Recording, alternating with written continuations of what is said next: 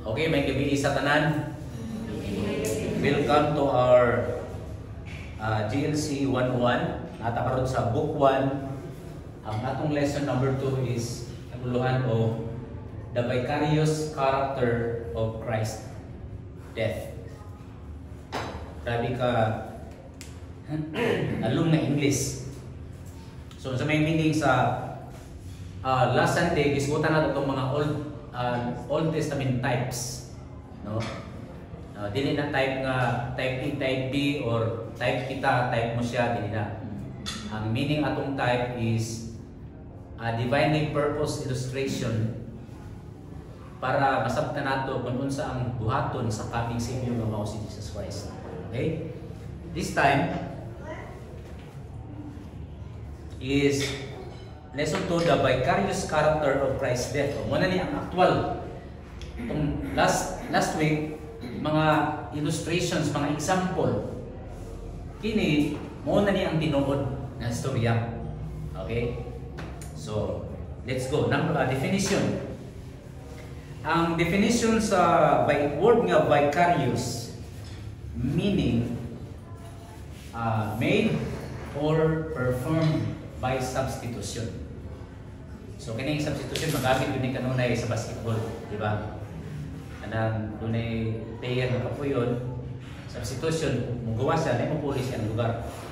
Okay, dili man pwede nga sa basketball lima ang player sa team sa ka-team sa Pikas, sobra 5. Pero kaniha daw pre ang Pacers 5, pero ang sa Oklahoma 8.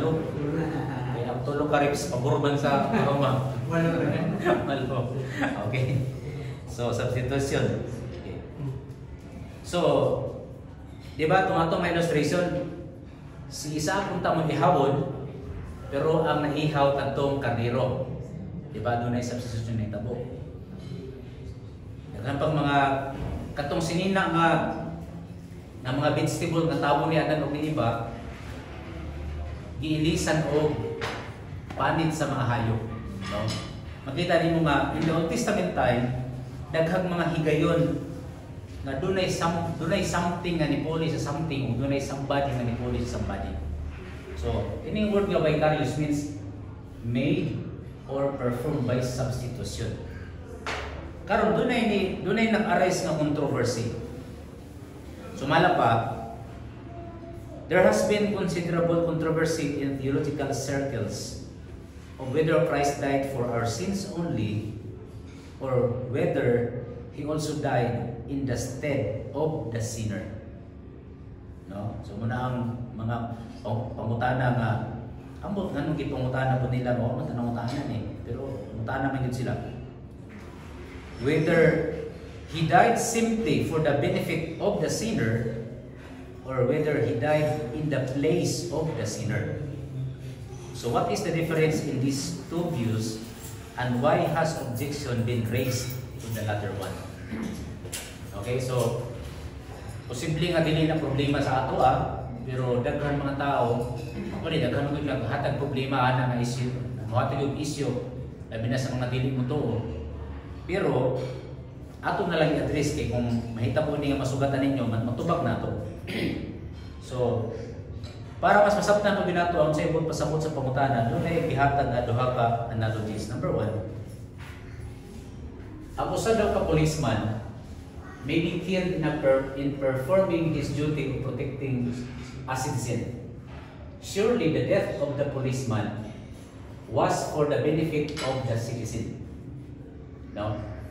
It may have saved the life of the citizen, but in no sense could it be said that the policeman was the citizen's substitute. Diba? So ang kamatayon sa pulis, binipisyo lang sa Pilipino o sa sibilyan. Pero din po sa pinitawgon na substitute. Pero namatay siya, nakabinipisyo ang sibilyan. Okay? Another analogy. One person may pay the fine of another who has offended the law. It was for the benefit of the offender that the fine was paid, but the one who paid it was in no sense a substitute for the offender. He did not take his place and was not judged to be the guilty offender instead of the real offender. So ang katong kinisangban nga nibayad sa fine, katong pulis nga namatay, wala gyud sila ni nahimong substitute, kundi naghimo lang sila og something na nagabenepisyo ang offender. Okay? So mo na yung argument nganong naay controversy. Mo na yung argument. It is thus argued by some that Christ's death was for our benefit, but that He in no sense died in our room instead as our substitute. Nga naman daw. Okay, pero sa panahon na tubagon, di pa ginako explain ang ilang pinakarason nga nung muna yung argumento, maghimo sa tao kami nga background. Okay? Sige, ablihin yung mga Bible. Okay? Sa inyo diyan sa Romans 3:23. Kasi Romans 3:23. Sige, kus ka paliho.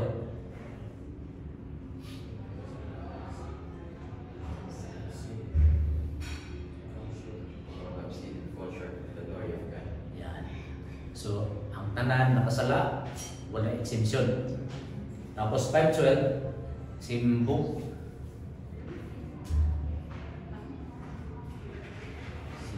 Kasi makabasatan. Sino? 5:12. Kasi makabasa.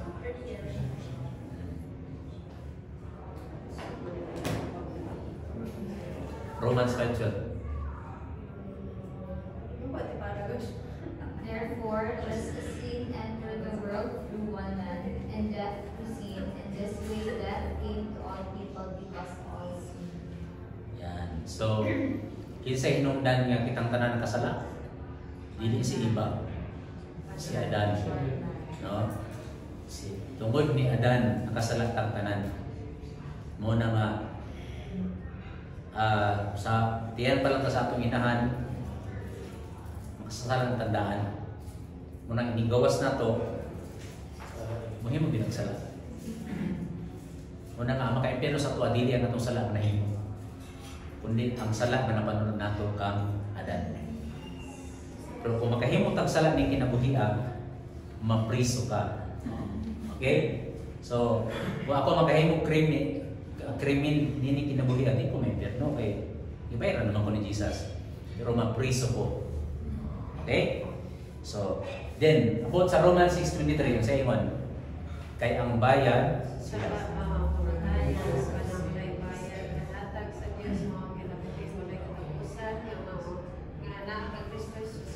so, ang bayad sa sala, kamatayon. Okay, so, mao gid ni ang pinaka-isyu. Kung wala pa untay sala, wala impyerno. No? Langit na unta ang tanan. Pero kay nakasala man, mo to'y nakadala og problema. Kung kay nakasala man, niya ang bayad sa sala kamatayon, no? Mo na nga dunay yoy ang bayad sa sala is kamatayon. Mo nang nagyoy kamatayon kay lamay nakasala. So, ang ginasingil sa kamatayon ang sala. So, unsay bayad sa sala? Kamatayon. So, dili gid pwede nga bayaran siya og good works. Dili sa pwede bayaran og pagkahinimbahon, dili sa pwede bayaran og pag-ampo kang bisan kinsa, no? Pag-ampo ka, di ba? Pwede pag-ampo ka sa magpatabang ka og mga santos, no? Magtuman ka sa mga ordinancy sa church, o magpamimper ka sa pamimper na ka sa klase ng church, no? So, katong akong tawan, akong invite na simba ta karong nagugma. Sila na, niya ako, simba lang ko kaya po sa inyo, simba ko ta sa mga. Wala yung problema, kung discuss ka simba. Okay, ang yung naman akong pasimbahon din sa ato ha. Sige, kuhan ba ako, anak? Wala yung problema, basta magsimba ka sa inyo, pero beto na magsimba sa akin. Kaya di ba na magsimba mo yung mga kalabas. Okay? So daghang ng problema nga nagunahon na nga ang bayad sa sala, magbinutan, mag-religious, pero klaro yun sa Romans 6:23 nga ang bayad sa sala kamatay. So nay duha ka opsyon. Ikaw ang mobayad, option 1, o option 2, nailang magbayad para sa imo. So nasa imong choice, no? Kung dili ka gusto nga bayaran ka ni Kristo, di ikaw may magbayad. Pero kung gusto ka magpabayad ka kay Kristo, mabayaran ka. Romans 5:8, pakipalay mo basa. Ano sa inyo diyan? Sige, masado. And God has shown us how much He loves us. It is while we were still sinners that Christ died for us. So, bisag makasasala pa ta, si Kristo namatay alang kanato. So, muna pumunta na ron. Namatay ba siya para sa atong benefit, or namatay siya in o puli na to? So, nga naman nga doon ay controversy mo ni. Sorry, dapat some objection, no? Dapat natanggal ni siya. Okay, yun na lang. Some objections to the substitutionary atonement. Na yung mga pipilang objection. Okay. Number 1. Ang pagkamatay daw ni Kristo puli sa atong sala o para sa atong sala, immoral o unjust. Kung sa Bisaya pa, saan ang Bisaya sa immoral? Dili makatarunganon o dili tama, diba? Moral, meaning dili siya, mali siya o dili makatarunganon. Nga naman, so muna ang ilang rason. The objection is that such an arrangement would be immoral and unjust. Kaya ano daw? Because many modern thinkers have problem enough with the idea of allowing God punishing those who are guilty. No? Ini mga modern thinkers, nagunahon na sila nga kay ang Diyos gugma man, dili gyud siya mosilot sa mga makasasala. Di ba? Manay na nila. Kung ang Diyos tinuod pang agugma siya, anong musilot man siya? No? Di ba? Gugma man ka. O anong musilot na ako na igugma man ka? No? So, kana pala nga idea, lisod na kaya na sinauna-una. Plus, sumpayan pa yun, yun sa man.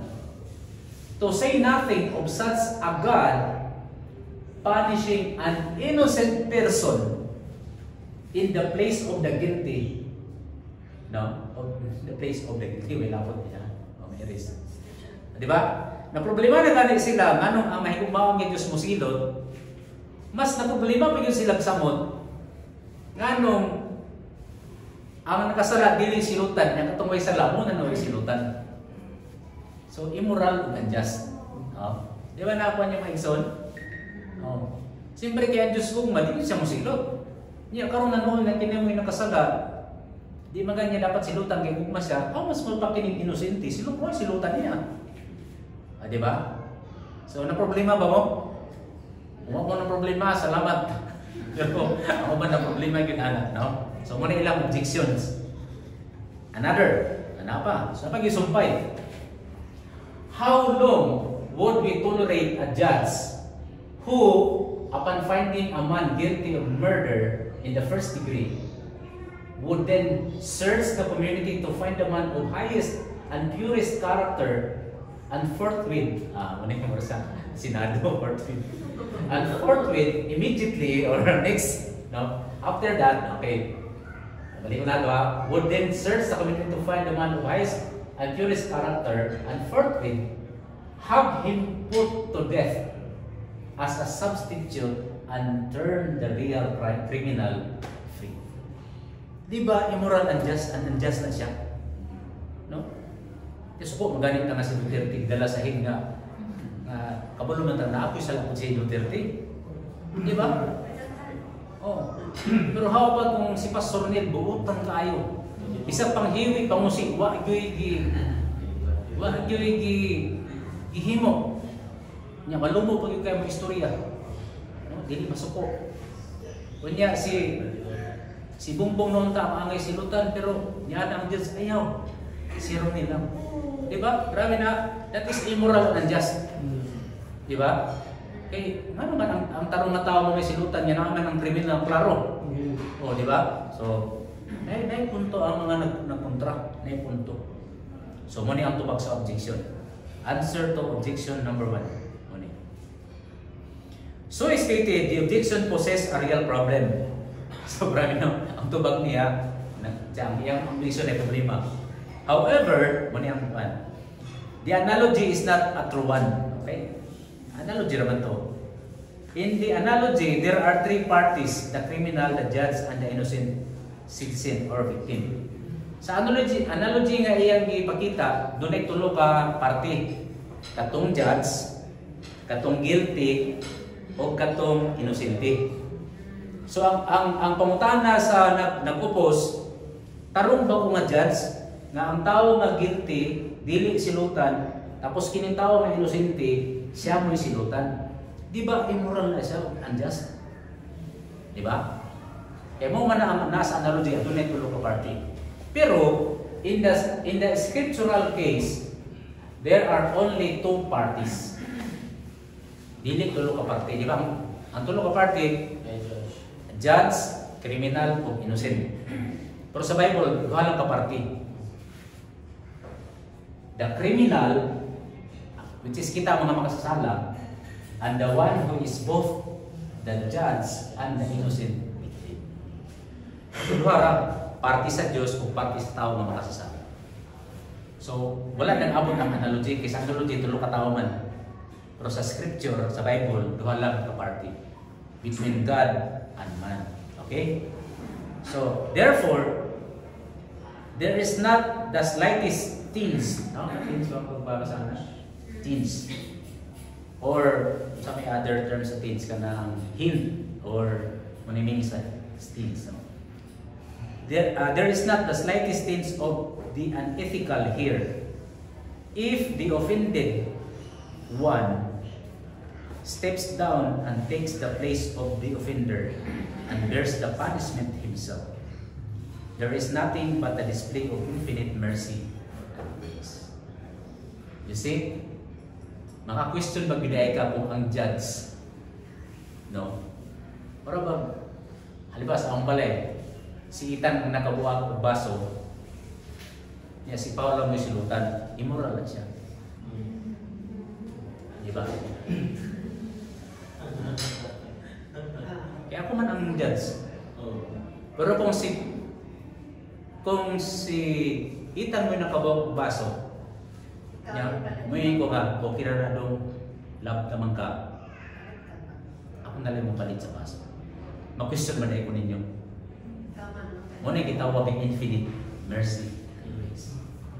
So matawag ba na kayo moral o unjust? Okay. Ayan. No? Okay.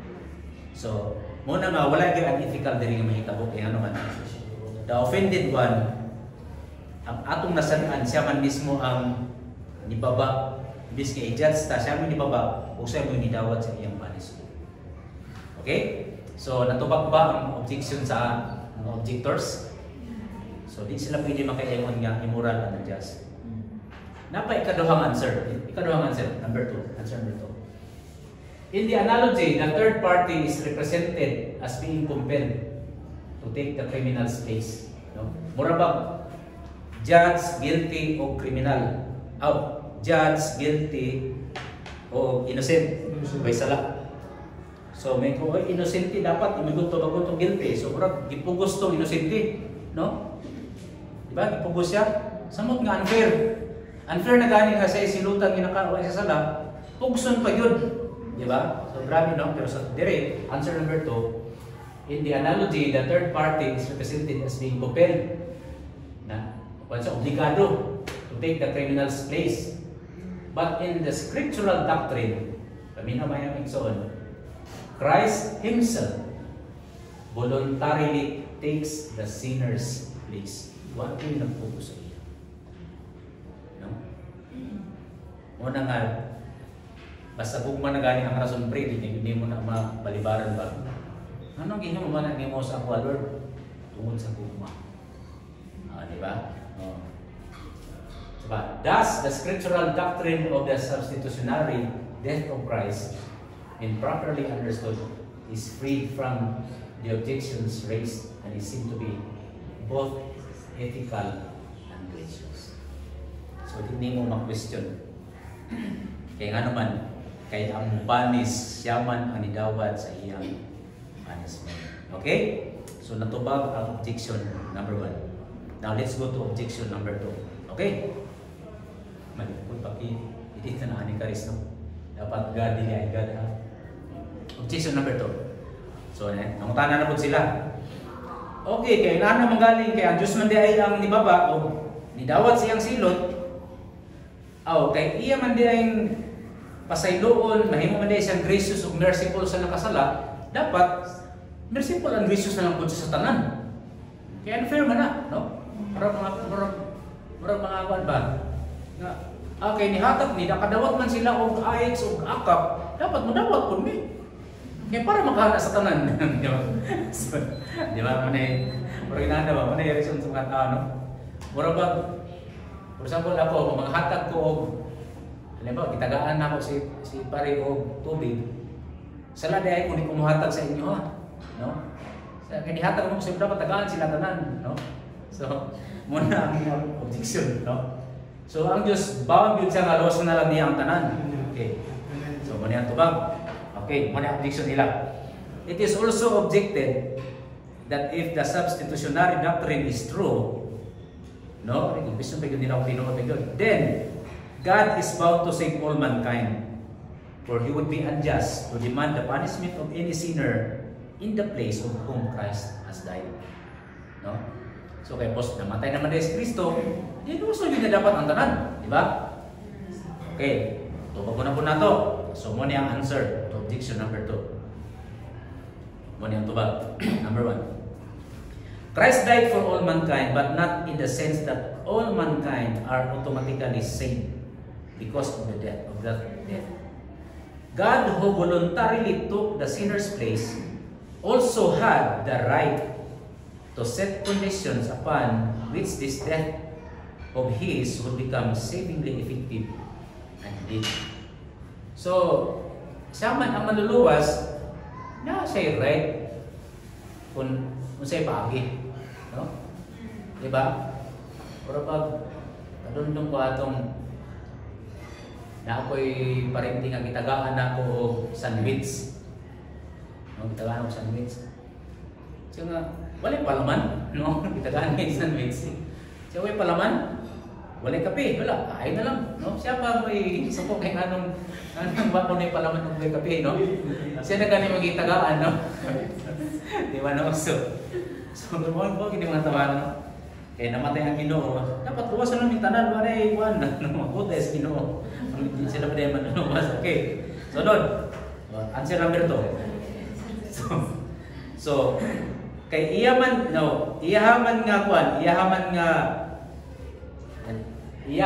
right, no? Asa na to? Had the right to set conditions. Siya may nasa katungod, kaysa may nahingong maluloy ko. He also stipulated ang hatag sa condition that only those who believe the gospel will have this vicarious that become effective in their behalf. Okay. So kaya tinuod na ang Ginoo namatay yun para sa tanan, pero naghatag sa kondisyon na ang tong lamang, no, mao'y magkaabot sa ni those who believe the gospel will have this vicarious death become effective in their behalf. We believe that it has been provided for all, but that it will be applied only to those who believe. Diba itong illustration itong last week, nga nangapaakan sila mga bitin itong mga Israelis, kaya grabe ka mga magulgulan, mariklaman doon. Mga paakan naman, kapit na mamatay, so itagal ko silang chance. No? Siguro katong mga kabalo ang Ginoo nga dito mo to, mamatay na ito sila. Pero katong nainong ba niya napay chance mo to, ipakitaan sila atong brazen serpent. Ini si Moses, oh everyone, all. O ang tanan nga mo tanaw, mabuhi mo diyan. Di ba? So katong dili, actually gigi pangayo ato. So So katong may pagtuo, di mo tanaw. Pero pag may pagtuo, Pwede sa dito, wala mo tanaw na kayo. no gani, no? Ang tanaw, yun. Tama. Ang may pagtuo, mo argay mo tanaw. Pero katong bitin niya gipakita ni Moses, para gito sa tanan. Pero ang mutanaw lang, so ang kamatayan ni Jesus, para gito sa tanan. Pero ang maluwas lang ang muto. Napay sumpay. Illustration. A military commander may decree and announce to the enemy that all who lay down their arms and surrender will be saved alive and be given their freedom. Those who believe will surrender, but the unbelievers will fight on until they die. The fact that some will not meet the conditions in no way makes the commander unjust or his offer invalid. Diba? Kusala na dahil karon sa commander, no? Ang anak ng commander, okay, di ba? Ang sila trumpa. Oh, oy. Tagaan na mong chance. Pag mo surrender mo, mabuhay mo, makaangkon mo kagawasan. Pero ang dili, mamatay. Hindi kaya lang. Ang mo surrender, ihural lang, taas ang kamot. Ano mo itong ban? Doon man, nabuhay sila. Pero katong panisukol man yun. Yung katong nisukol namatay, sana pa commander. Nag-announce, nag-anik siya. Di ba? Muna kung wag mo kadawat og tupad, iwa mo niya to. Yan no, spero. Okay, joke lang na ha. Okay, so nagis yung mga igsoon. So katong unang pangutana, immoral daw o unjust, natuba. Kaya nga naman, kay di man laing parte ang mudawat sa silot. Ang judge man mismo nga mao ang Dios, mo inidawat sa mong silot. Magbuot pa dahil ka kung siya mismo mudawat. No? Okay. Ikaduha. Kay namatay man si Kristo ala sa tanan, dapat tuwason ang tanan. No. Namatay siya ala sa tanan, pero ang luwason lang katong to. Okay? Tugon na itong dawa ka pangutana? Atong to pa. Ay na, pagbuot og lain niya tinuhan, kaya mo, nung ginagin this Bible. Okay, so ang last part, doon ay closing question. Atong tapos ano ang closing question. Okay. As mentioned earlier, some people suppose that if Christ died as a substitute, all men must automatically be saved. What then is the correct message to preach to the unsaved? Should they be told that Christ died as their substitute? Or simply that He died for their benefit? Did He die two kinds of death? One for the unsaved and one for the saved? No? Actually, kini mga pumutana lang sa mga naialam sa Bible. Actually, nato isa ka pastor ba nga nakadula sa Africa niya sa iyang pangatlo nagdala sa mga babae po nga magawa sa pulong sa Ginoo. So gipangutana siya. Murag si Evangelist Bongke, Evangelist Bongke. So gipangutana siya nga Evangelist Pastor Bongke, ano man nga nag-allow man ka nga dunay mga babae nga mo-preach sa gospel? No? So ang tubag ni Reinhard, kung siya kuno ka ng kalumuso na daw sa dagat, nga na mo dool nga rubber boat sa Coast Guard, di daw mag-matter kung laki o bae mo lifesaver. Basta ang importante, kung kisay mo kuha sa iya, mukha mo siya. It does not matter kung bae laki. Okay? So, sige lang, napamutana naman. Kung mag-evangelize daw ka, saan na natin magsulti? Muto ba ka nga si Kristo namatay para sa imong benepisyo? Umuto ka namatay sa puli ni mo? Grabe nga mga no? So, sige, ito lang tubag ko, kaya napamunta naman. Okay, so muna yung tubag. The answer lies in a proper understanding. Mabasa pa ninyo? Of the types of Exodus and Leviticus. Diba? Pati naghanap man itong types, pero types, pero lima ra akong gaykuan. No? Pero ato lang isugutan. Lima ka, usa man mga types sa Exodus and Leviticus. Both of these sets of types, those of the Passover and the Great Covenant, no? Duha ka types ha? Passover o Great Covenant sacrifice of Exodus. Those of the first five chapters of Leviticus, no, all find fulfillment in the one sacrifice of Christ. But they present two different aspects of Christ's death. Okay? So kato daw nga mga types sa Leviticus, katong mga animal sacrifices, katong nakita in the past, puro to siya nag-illustrate about sa buhaton ni Christ sa atong panahon. Pero dunay duha ka representation, no? They present two different aspects of Christ's death. One, which is true for the unsaved, and the other which is true only for the saved. No? So muna ang mutubag atong pangutana kung namatay ba si Kristo, kung saan na pag-share sa gospel, kung namatay ba para sa benepisyo, namatay po nimo. So muna ang tubag. Duha ka different aspect ang Old Testament types.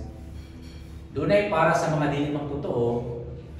No, dunay kamatayan ni Kristo nga para sa dili magtotoo, pero dunay po kamatayan niya para sa mga magtotoo. Muna ang definition. Israel's redemption did not depend upon the Levitical offering. Tama? Katulad sa Passover lang ba? Napaman sila sa Egypt ato. So wala pa yung Levitical offering. Kaya katong Levitical offering, nahitabo to siya itong pagtabok na nila sa Red Sea, tunahan na sila sa wilderness, sa desierto. So wala pa yung Levitical offering. Okay? Katong man lang Passover lang ang nahitawanin. Okay. Israel's redemption did not depend, on the Levitical offerings, but upon the Passover in Egypt. Katong pagkaluwas sa mga Israelite during sa Passover, tunaa pa sila sa Egypt. But the Levitical offerings were for a people who had already been redeemed. So katong Passover lang nga type kaluwasan sa Ehipto. Pero katong Levitical offering nga type, no, para sa mga na-redeem na, sa mga naluwas na. Okay, padayon na to. Anan, sumpay sa explanation. The answer lies in a proper understanding of the types of Exodus and Leviticus. Both of these sets of types, those of the Passover and the Great Covenant sacrifice of Exodus, and those of the first five chapters, ay, nabasa din ako nila, no? Outro. Okay. Sorry, nabalik. Okay, muna sumpay. In the case of the sin offering in Leviticus, the worshipper laid his hands upon the head of the sacrifice, and the animal died in the stead of the worshipper. This was substitution. Kaya sa unang katong na paghawa nila sa Egypt, di ba natin sila katong tabernacle? Katong mga Hudyo nakasala, magdala sila baka o karniro, unya inig-ihaw ato, no, katong nag-offer ni atong animal sacrifice, unsay buhaton nila? Laid his hands upon the head of the sacrifice, and the animal died. So may mahitabo niya to. Katong sinner, instead nga siya mo ipanis, no, siya mo ihawon, nahimong substitute sa iyang lugar katong animal nga iyang offer. Dito nahitabo ang substitution. Pero dito sa Egypt, walay substitution nga nahitabo. Doon na redemption, pero walay substitution. Okay? So, tiwasan na to. But in the case of the Passover, there was no laying on hands. Di ba man sila makaling, kaya wala pa may Levitical offering. No? Ang naa dito, ihawon man lang ang karnero, tapos ang dugo, iwisi-wisi sa pirtahan. So the death of the Passover lamb in and of itself saved no one. Everyone in Egypt, Hebrew as well as Egyptian, was under the death sentence.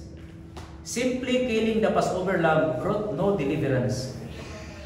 Participation in the benefits of the death depended entirely upon the sprinkling of the victim's blood. Meaning sa pag-ihaw pa lang sa katong Passover lamb, wala pa to'y kaluwasan. Ay sa palang mahitabo kung ang dugo ipahid na dito sa pirtahan. Okay? Kaya nga naman, ang pagpahid ng dugo sa pirtahan, mo to siya ang act of faith. No? Kaya posible na yung mga Hudyo kung wala ko nag-open ato. Pero na possibility na yung mga Egyptian nag-ana po ng dugo. Okay? Muna ang possibility. Kaya pagsulti ni Moses nga, mga kuan nag-ihaw mo dugo, ay iham mo ka ng lamb ni Anas pero tahan ng dugo.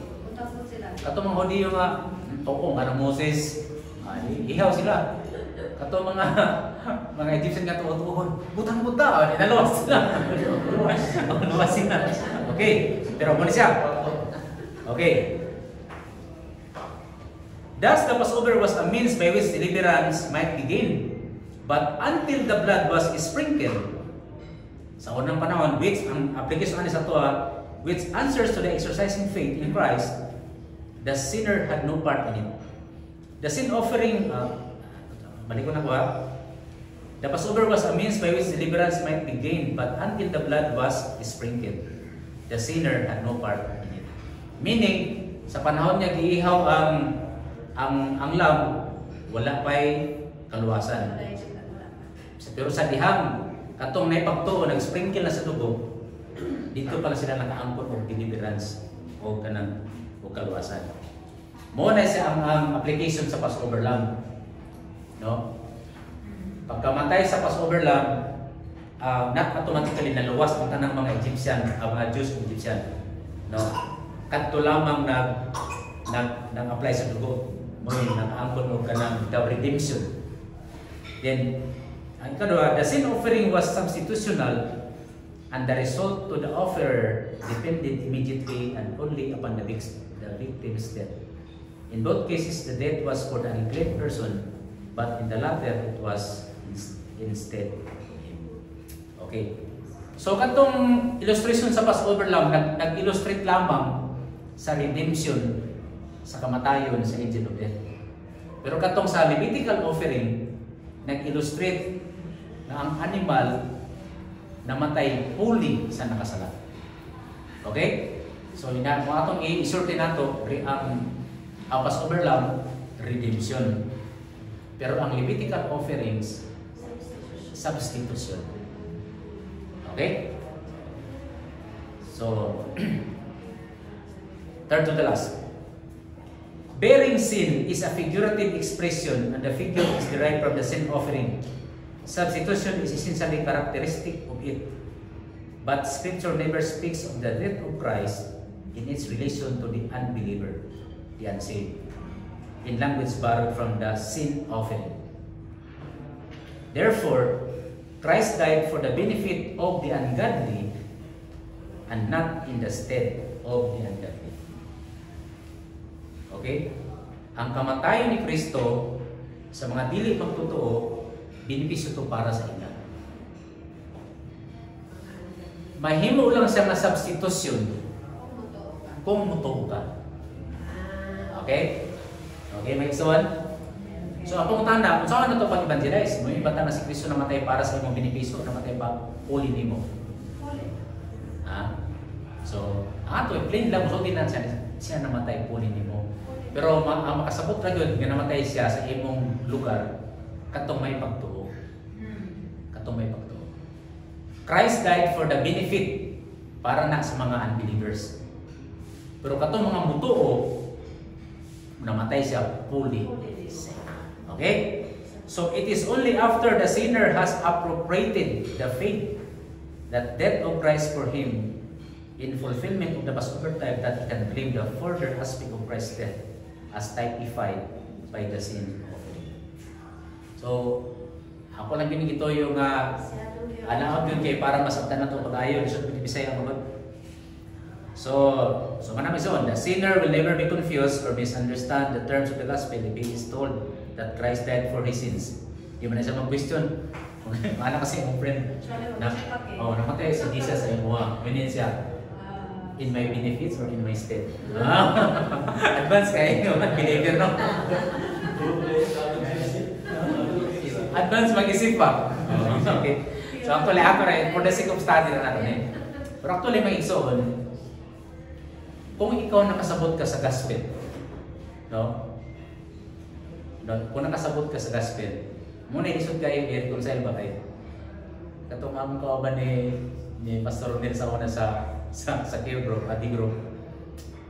Nagdebate gini ato kaya ana siya na ang kaluwasan grasya na sa Ginoo sa imo ha.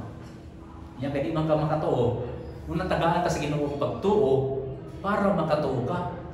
So ano ko? Nya wa tagay pagtuo di ka tuo. Di gyud ka tuo kaya man tagay. Lisudan ay no.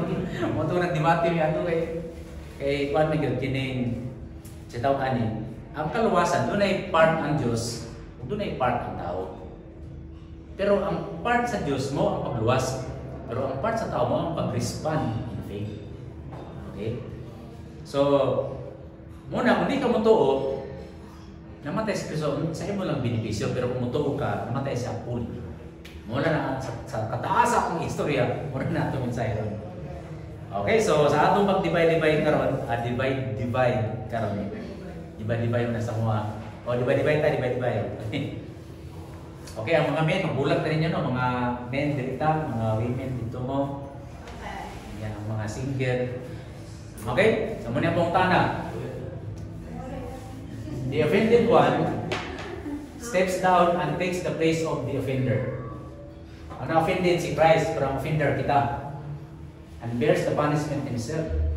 Is an act of infinite mercy and grace. No? Infinite mercy and grace. Apong tana, what simple action will you give God as an act of gratitude? I-share na nimo sa inyong to. Kaduha, who in your life today who is undeserving, no? In other words, kinsang tawara sa mong kinabul karon nga naglapot ka. No, makilatan siya. No? Na kalamin na lang kusion, kalamin na lang, di ba? Kasi tao sa kinabuhi karon and deserving, yet you want to be gracious, no? Kaya kita ba yan, mga sinner ba yan tao, no? Mga nagkita ko siya, pero di ka lang yan tao. And deserving, yet you want to be gracious, and what is that? Kung saan ka ng gracious, ihatag niyo sa iya. Okay? So, divide ta, tapos share ta, mag-share ta sa atong mga, kung sa'yo mga insight nato. Okay? Thank you, Misa.